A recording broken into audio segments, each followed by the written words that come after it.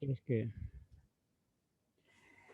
me contó la licenciada un sueño sobre la vacuna. No voy a contar la historia porque es muy profunda y es posible que pase por desentendimiento.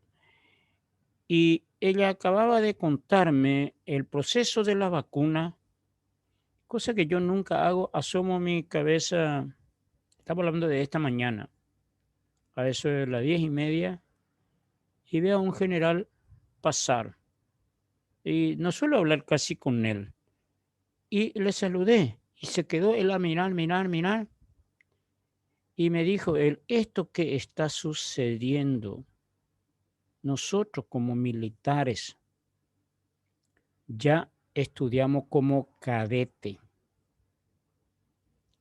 El primero fue la guerra física, después, primero fue la guerra energética y me mostró los celulares. Luego fue la guerra bacteriológica y luego la guerra química y la tercera guerra mundial ya se ha declarado. Estamos en la tercera guerra mundial, que es la guerra química, los virus. Y no sé, al sueño de la licenciada no le di mucha importancia. Hay una persona que entre nosotros, yo respeto muchísimo su sueño, que es Celia.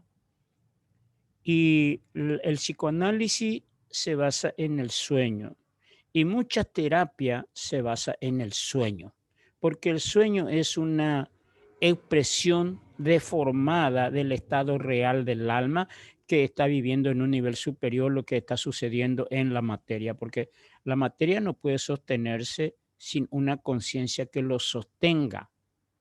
Ustedes ven algo material, ustedes ven esto, por ejemplo. Si vamos a irnos a David Bohm, vamos a irnos al universo desplegado. Pero para ir al universo desplegado, a lo que se ve, a lo que es mesurable, tenemos que ir al universo implícito, aquel que no está explicado. Y David Bohm no lo llama así. Pero ¿qué es lo que está detrás de toda materia? Una conciencia. Si no hay una conciencia, esta materia no puede ser materializada.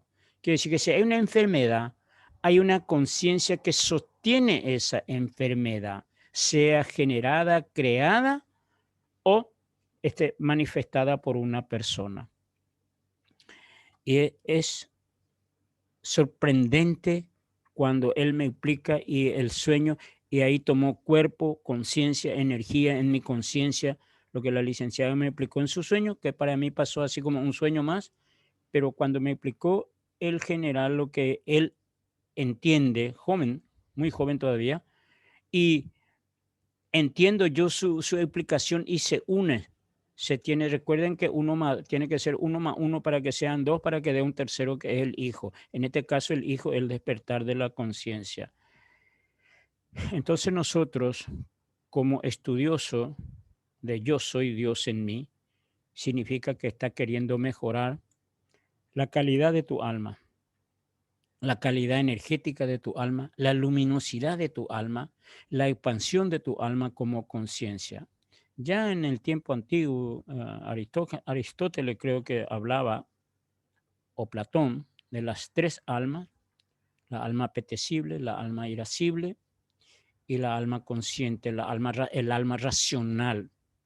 Generalmente entre la apetecible y la irascible hay toda una guerra del alma en su estado más bajo de frecuencia vibratoria, y el alma racional, el alma más espiritual, el alma que tiende a como un triángulo. Fíjense que en el triángulo con el vórtice hacia arriba significa el alma ya en proceso de evolución, y el alma así cuya base que está simbolizado por nuestro pelo púbico o por nuestra región púbica, es un alma conciencia en involución. Involucionar para horizontalizarse y luego para verticalizarse de nuevo hacia arriba. Son procesos estructurales que un alma que quiere auto desarrollarse, autoliberarse, paulatinamente, por cuanto en una encarnación no te vas a liberar, vas a necesitar muchas encarnaciones para liberarte. Esta es una encarnación de oro para nosotros porque hemos tenido la oportunidad de entrar en esa extraordinaria conciencia que es la conciencia espiritual. Entonces, uniendo todo eso, nosotros tenemos que entender que todas las funciones humanas tienen que ser encaminadas por regla fija, por regla evolutiva y por regla de conciencia, por regla de energía. Comencemos a mirar más al ser humano como un ser conciencial, como un ser energético. Conciencia y energía son de la misma calidad. La conciencia elevada va a generar energía más luminosa. La conciencia evolucionada va a generar energía más involucionada, más espesa, más denso. Por tanto, aquella persona que estén destentando esa conciencia, energía en densidad, su conducta va a ser denso, va a ser como el elefante, va a ser lento, va a ser pesado, ya sea en contacto, ya sea como ser humano. Y el ser humano tiene la potencialidad y la posibilidad de convertirse en un ser elevado en el segundo en que esa persona así lo desee. Depende única y exclusivamente de sí mismo. No depende de ninguna otra alma. Entonces, vamos a entrar en la clase para que podamos, si es que no tienen pregunta, si es que quieren hacer alguna pregunta, pues me callo un ratito para que ustedes hagan su pregunta, sus afirmaciones, sus confirmaciones, su aporte. El aporte de ustedes es demasiado importante porque eso me va dando a mí la pauta de su entendimiento o de su desentendimiento.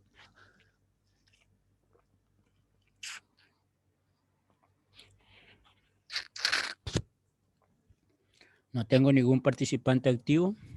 Profe, Señorita, Celia. quiero compartirte exactamente lo que vos estás diciendo. Sí. Habla Charles Fillmore en esta parte. Charles Fillmore. Para compartir. Vamos a escucharte. Lo que dice Charles Fillmore es palabra mayor, Celia. Cuando el hombre se desarrolla espiritualmente hasta cierto grado, él abre sus facultades internas que lo conecta con la mente cósmica y obtiene resultados que a su vez son tan maravillosos que parecen ser milagrosas. Lo que aparentemente ser milagro es la acción de las fuerzas en planos de conciencia no comprendidas por el hombre. O sea que viene todo junto, ¿verdad? O sea, nosotros queremos hacer cosas grandes, tenemos que conectarnos con nuestra fuente espiritual donde está la verdad de la verdad. Así mismo, ni más ni menos. Ahí en ese sentido es muy importante, Celia, que nosotros recordemos siempre que el ser humano se mueve con tres poderes. Se mueve con el poder, se mueve con el sentimiento y se mueve con el físico. Si miramos el átomo, el poder representa el protón. La conciencia representa el electrón y el físico, o el sentimiento, mejor dicho, no el físico, sino el sentimiento, o sea, poder, sentimiento y conciencia. Esos son los tres poderes que detenta una personalidad, que puede manifestarse de distintas maneras. Entonces, la conciencia es el electrón, el que mueve. El protón es el poder. Y el neutrón es el sentimiento, porque es el sentimiento el que cataliza esa dualidad de poder con la conciencia. Es el sentimiento el que hace que equilibre esa bipolaridad en el cual está basado todo lo existente. El positivo y negativo solamente en el neutro puede encontrar su equilibrio. El positivo siempre va a cargarse hacia sí mismo, el negativo va a cargarse hacia sí mismo, van a ser dos fuerzas de choque si no está equilibrado por esa correcta transformación de la energía en el muro del Loher, en el imán. Ese es lo único que puede equilibrar. Y ese punto para nosotros es nuestro corazón. Entonces, si nosotros le miramos al átomo como un mismo hombre, el átomo, un microuniverso integrado en un macrouniverso que es el conjunto del ser humano, que es un microcosmo integrado al macrocosmo como integridad.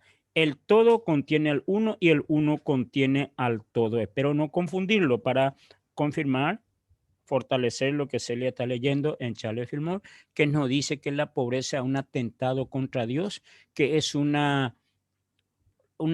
trastorno mental grave. ¿Por qué? Porque no expresamos nuestra divinidad. En la pobreza y en la enfermedad estamos expresando lo opuesto a nuestra divinidad.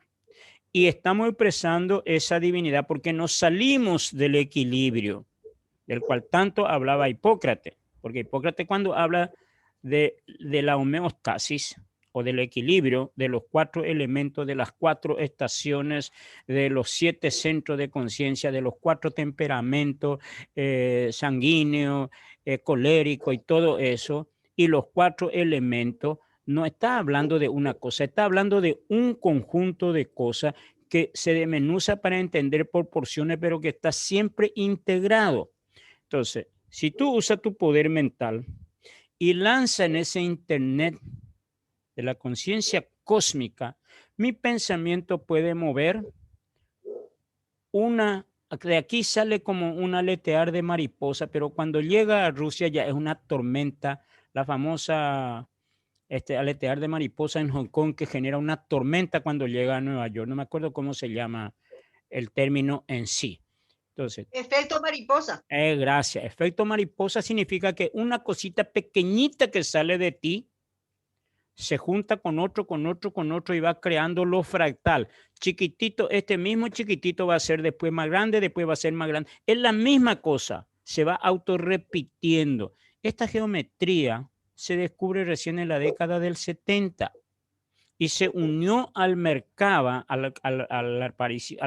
la aparición del Merkaba, del cuerpo de luz que se perdió hace 13.000 años, para expandir la conciencia del ser humano, para comenzar a trabajar de verdad su alma.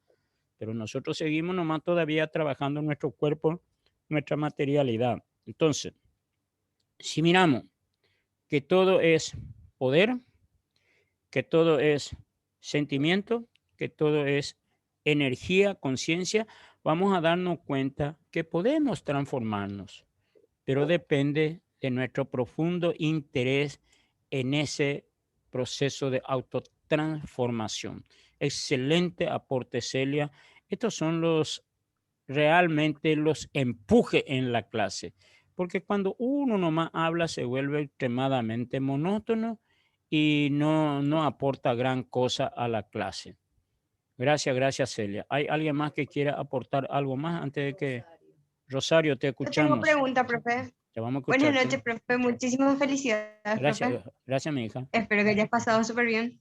Profe, Más que bien. mi pregunta me da mucha curiosidad cuando habías dicho que o sea, las criaturas que nacen no apoyados por los padres o sin padre necesitan sí o sí el de los psicólogos y todo ello, porque realmente necesitan el apoyo de ellos sí o sí.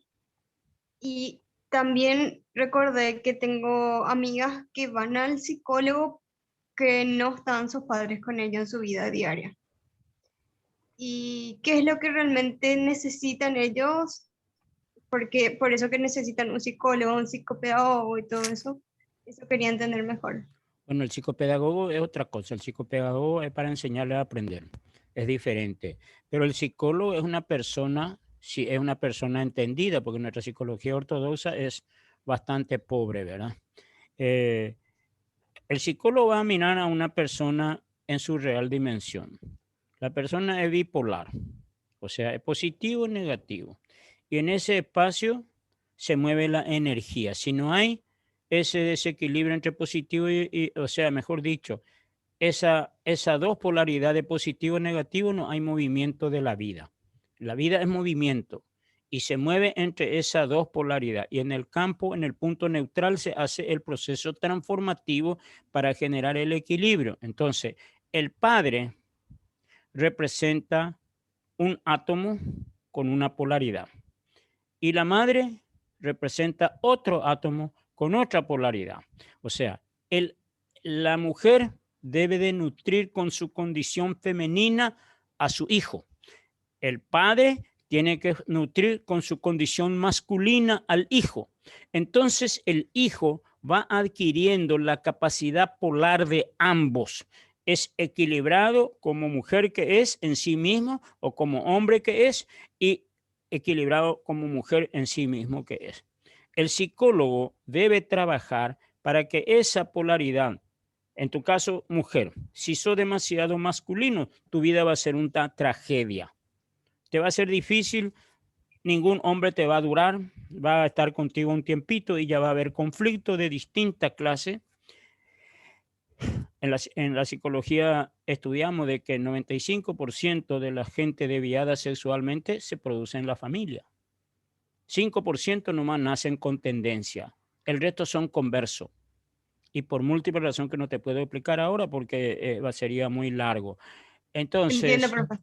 Entonces, un psicólogo preparado va a ir llenando ese vacío que dejó su padre, pero no va a poder trabajar como debería de ser porque esa persona necesariamente tendría que reequilibrar, reprogramarse. Y como ese reprogramarse, los psicólogos, la mayoría no entienden, utilizan las palabras y la palabra entra por aquí y sale por aquí. Y yo tengo montones de gente que van al psicólogo y dice, no me dijo nada al psicólogo, eso que usted me está diciendo nunca me dijeron. Y además de eso, la gente tiene la malísima costumbre de ir al psicólogo de tanto en tanto como para ponerle un parchecito, esos parches de león cuando te duele, te pone y nunca se cura, nunca se cura. Yo no recuerdo, tengo entre las pacientes de psicología que yo tengo, solamente una que comenzó hace 3, 4 años hasta ahora, sigue siendo nuestra alumna y nuestro paciente. Porque si no se utiliza con la psicología el conocimiento, al menos estos tipos de conocimiento, no hay transformación. Va a haber una calma temporal y después esa tormenta, porque es energía que tenés adentro.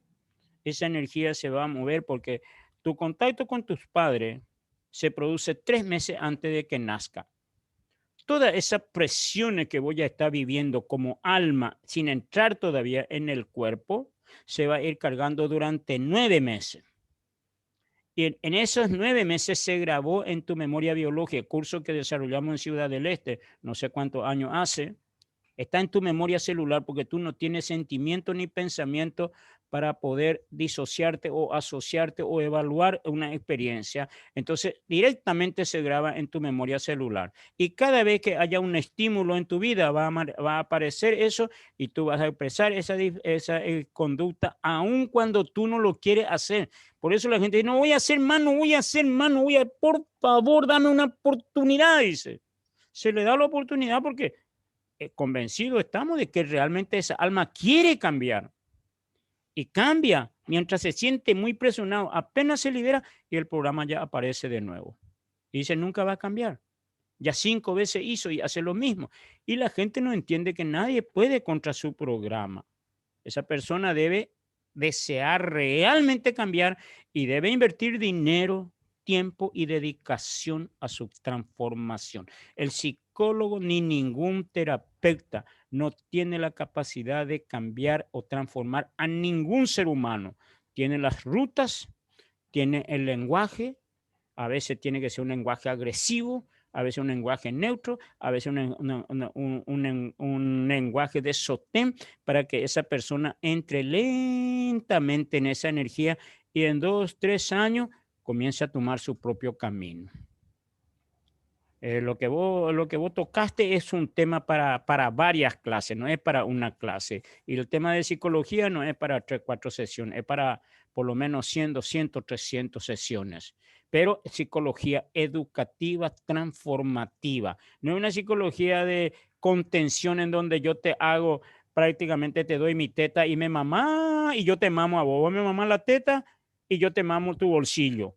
Entonces creamos una interdependencia, ¿verdad? Entonces, con todo respeto de mi colega que dicen que hablamos de más, pues esa es la metodología que hemos aprendido y no nos ha convertido, por eso hasta ahora me le dice pseudociencia, dice mucho por la psicología, porque no se ve su resultado, no se ve. Si la persona no se presta, el psicólogo no estoy. El psicólogo probablemente ande, el que no ande es la persona que tenga que hacer esa autotransformación. Me extendí un poco más de lo debido porque es un tema central. Gracias, profe, muchísimas Espero que gracias. haya captado. Sí, ¿Alguien profe, más? entendí. ¿Alguien más? Profe, Señor. profe, yo quería contarnos una pequeña experiencia sobre la psicología, ¿verdad? Yo a lo largo de mi vida, desde que tengo 5 años hasta aproximadamente hasta los 20, tuve como 8 psicólogos. Todos eran psicólogos clínicos y nunca, el psicólogo nunca te daba nada. O sea que yo estuve con psicólogo 2 o 3 años cada uno y siempre lo único que hacía era escucharme y nunca me daban nada. No me Sí, daban tapping, por ejemplo. Eh, yo, por ejemplo, con una persona que realmente me ayudó mucho fue Carlos, y él ni siquiera era psicólogo. cierto. Sí, a través de la metafísica, a través de muchas técnicas que él manejaba. Y contigo también, porque lo que yo me doy cuenta es que vos agarras y das lo que hay que hacer. No, no, es así que escuchás nomás, ¿verdad? Claro, si no, eso es lo que te digo, pues se crea una interdependencia y la verdadera psicología es autonomía. El psicólogo no tiene que ser un dependiente de su paciente, ni el paciente, no se dice luego paciente, se dice cliente porque paga. Entonces, el cliente no tiene que ser dependiente de su terapeuta y el terapeuta no tiene que ser dependiente de su cliente. ¿Ok? Y está muy Sí, bien, lo aprendiste y vos sos un ejemplo de ellos. sí, Gracias, así. gracias, mi querido Diego. ¿Alguien Gracias. más? Ninguém más. Bueno, centremos en que Es la sea misma un... cosa también, doctor. Yo, por ejemplo, seguí con una psiquiatra y estuve con ella 8 meses, pero no encontré nada con psiquiatra y con psicólogo también mucho y no, nunca llegué a ninguna conclusión. Y, Y por eso es lo que estoy acudiendo ahora acá al curso que es bastante interesante y y te ayu- estoy aprendiendo. ¿Y te ayuda o no? Gracias, profesor. ¿Y te ayuda Sí, o me no? ayuda. Ahora Sí, me ayuda. te pregunto, María, Sí, ¿el psicólogo te puede ayudar sin tu participación? no. Ahí está. Eso es lo primero que pretendemos, que la persona tiene que convertirse en un elemento activo o activa de su transformación. El psicólogo no tiene ningún poder transformativo en nadie, tiene el conocimiento orientativo, así como el profesor no tiene ninguna capacidad de hacer aprender a un alumno. Tiene su forma didáctica de enseñar y algunos alumnos aprenden mejor que en él que con otros profesores, pero el alumno es el que debe aprender. Y esto también es así. Gracias, María. Excelente. Profe, ¿puedo hacer un aporte? Sí, cómo no. ¿Qué tal, profe? Feliz Día del Padre. Gracias, muchísimas gracias. Yo estuve festejando toda la tarde, dormí. Se nota, no te A preocupes. nadie, pero Es muy notorio, no te preocupes.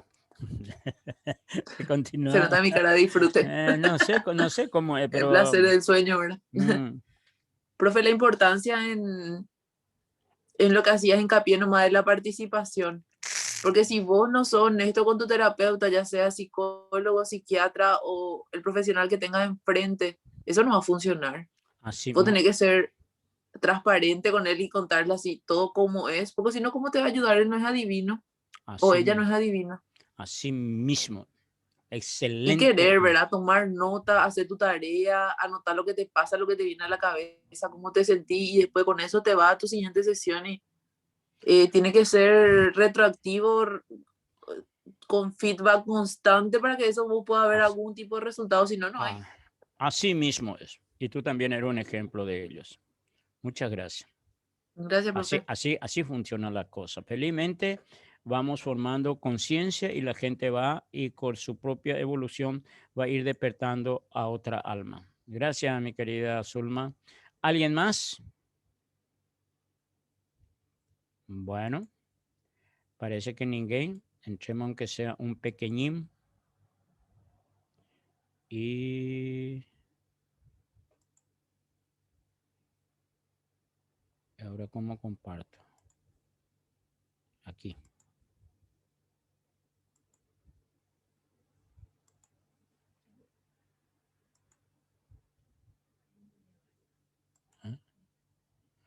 Bueno, conectándonos, clase anterior. El ser humano en su evolución cronológica tiene su cuerpo físico vinculado a las leyes biológicas, condicionado a una existencia limitada que va desde el nacimiento hasta la muerte. Nuestro maestro Leonardo Orr dice, la vida es la primera inhalación y la última exhalación, lo que uno hace entre esos dos espacios. Esa es la vida. Y el alma que participa en la formación de su organismo por su condición de inmortalidad. Por eso le decía, el alma ya está 3 meses antes de que tu papá, tu mamá se encuentren para el coito que va a formar tu futuro cuerpo. Tú ya estás allí trabajando y ordenando ese proceso. El físico argentino Livio Binardi, que trabajó para la NASA y es maestro de nuestra profesora de bioimanes, explica muy bien que el alma está afuera y muestra el proceso como el alma desde afuera está trabajando en la estructuración de su futuro cuerpo. El alma preexiste a la formación del cuerpo y continúa viviendo en la espiritualidad después de la desintegración del mismo. El cuerpo ya se desintegró, el alma continúa su bagaje de caminar por el universo. Y dice nuestra imagen, el universo es un lugar lleno de luz y de paz. Cuando el alma humana se abre, el presente se vuelve un instante infinito. Así como Celia estaba explicando en la palabra de Charles Fillmore, fundador de UNITI 1904-1905, escribió el extraordinario libro Prosperidad con fundamento metafísico y escribió el libro Cuaresma, 40 días para la Cuaresma, para una Semana Santa espiritual. Explica con claridad ese proceso que Celia estaba explicando. Y aquí yo quiero irme a un poquito adelantándome a la clase que voy a darle después en la próxima. Los objetivos de la vida material espiritual. La espiritualidad o el espiritual es eterno. El alma en este proceso, el alma busca su evolución. La materia temporal busca la materialización de su cuerpo como tal. Y el ego, la imposición de su psicodinámica. O sea, en ese proceso espiritual tú tienes 3 entidades. Tiene el alma, que es espiritual, tiene la materia, que es el espíritu condensado, y tiene el ego, que es la sumativa de tus experiencias personales en distintas encarnaciones, que te envuelve apenas tu alma vuelva a la tierra. El ego inferior, porque el ego superior es tu divinidad. Cuando nosotros podemos comprender con claridad estos 3 niveles, vamos a trabajar los 3. Vamos a trabajar nuestra alma como elemento evolucionante, el que yo soy de verdad. Vamos a trabajar nuestra materia temporal, que es nuestro cuerpo, para mantenernos sano, ágil, flexible, resistente para el objetivo que vamos a emprender a través de nuestro cuerpo. Y vamos a trabajar nuestro ego para que cada día sea más elevado su relación con la sociedad, su relación consigo mismo. Traten de tomar nota de esta diapositiva y traten de trabajarlo. Hay cosas que ya no tienen que ser repetidas, sino se tiene que aplicar. En realidad, yo casi la mayoría de las cosas que le doy, hay complemento, por supuesto, pero hay elemento específico que tendríamos que tomar nota para poder entender su impacto en nuestra vida. Ahora voy a dar la oportunidad de nuevo, si quieren escuchar algo, fíjense los objetivos de la vida material espiritual, en la materia y en el espíritu. Espiritual es eternidad y es el alma. El alma es espiritual, busca su evolución. Material, temporal, el cuerpo y el ego. Estos dos son lo que buscan dentro de la temporalidad, eternizarse, adueñarse de lo que el alma debería de haber hecho, y entonces el alma queda como un invitado, como hemos visto en el curso de los 12 poderes crísticos que el alma viaja en el carro como un invitado y el ego y la mente hacen una tragedia como caballo loco llevándolo ahí en el carro. Bueno, dejo de compartir para que veamos si alguien todavía tiene tiempo para una pregunta o para un aporte. Profe. Sí, señora. Te escucho. ¿Cuántos años ya que estudiamos esta estructura y todavía me quedan tantas dudas A tu pregunta. sobre el espíritu y el alma? Bueno, el espíritu y el alma. ¿Esa es tu duda? Exacto. El El espíritu es eterno, el espíritu es un átomo del ser. de nuestra Dios, divinidad un que ya es. átomo de tu divinidad. Y ese va a estar allí Ujú. hasta que tu alma llegue a igualarse en frecuencia, en vibración y en luz, y tu espíritu pueda retirarse para que tú sigas ya como un espíritu integrado como alma. Pero el que evoluciona es el alma. El espíritu tiene el todo y tú vas copiando. El espíritu es como el profesor. Siempre que el alumno se va a la escuela, el profesor va a estar enseñando ahí en la escuela o en el colegio o en la facultad, ¿verdad? Los alumnos cambian. ¿Ok? Ok, Más o profe, te menos. va a sonar a una pregunta de internet lo que te voy a preguntar, Sí, pero perfecto. la verdad que Hazlo. salió de mi cabeza. Hazlo. O sea que somos tres en uno. Tenemos un cuerpo, tenemos un alma, o sea, somos un alma que tiene un cuerpo y un espíritu. Exactamente. El espíritu no evoluciona porque ya es eterno y perfecto. El alma evoluciona a través de lo que hace el cuerpo. Ok. O sea, el Y el cuerpo espíritu ego. está en, ok, el espíritu está en nosotros como el alma, por todo. Dentro del alma, está enclaustrado dentro del alma. Ok. O sea, sería el motor del vehículo, por decirlo así.